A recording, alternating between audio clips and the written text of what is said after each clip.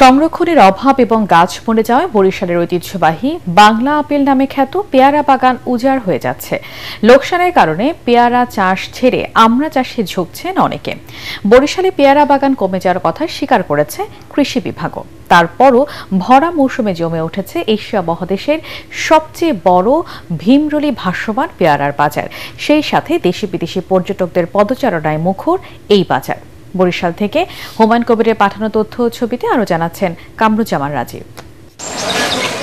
প্রায় ২০০ বছর আগে বরিশালের বানারীপাড়া, ঝালকাঠির ভীমরুলি, পিরোজপুরের আটঘর ও কুরিয়ানার ২৬টি গ্রামে প্রায় ৮,০০০ একর জমি নিয়ে গড়ে ওঠে এশিয়া মহাদেশের সবচেয়ে বড় পেয়ারা বাগান। অনেক ইতিহাস ও ঐতিহ্যের সাক্ষী এই পেয়ারা বাগান। এখানে পেয়ারা চাষের সাথে জড়িত ২০,০০০-এরও বেশি মানুষ।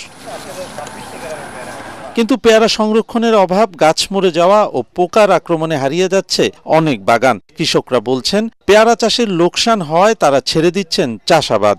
গেল ১২টা ভালো পেয়ারা ছিল, এবছর খুব কম। পেয়ারা বাগানে ফল কম হয়, ফল ছোট হয়ে গেছে, জায়গায় উদ্ধার শক্তি নাই।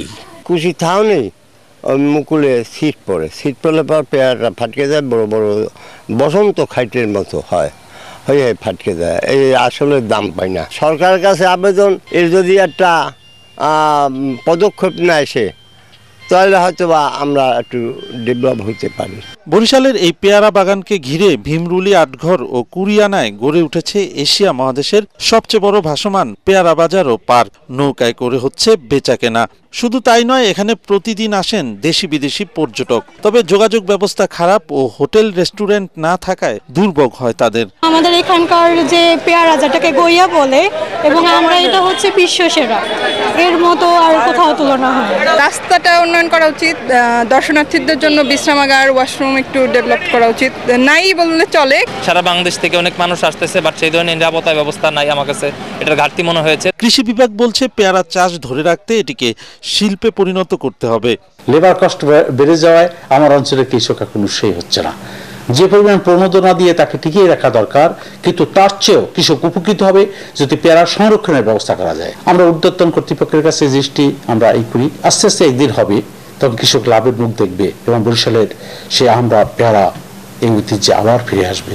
এই বরিশাল অঞ্চলে দুটি জিআই পণ্য। বরিশালের ঐতিহ্যবাহী এই পেয়ারা বাগান রক্ষায় সরকার প্রয়োজনীয় ব্যবস্থা নেবে বলে প্রত্যাশা দক্ষিণাঞ্চলবাসীর। কামরুজ্জামান রাজীব, এটিএন বাংলা।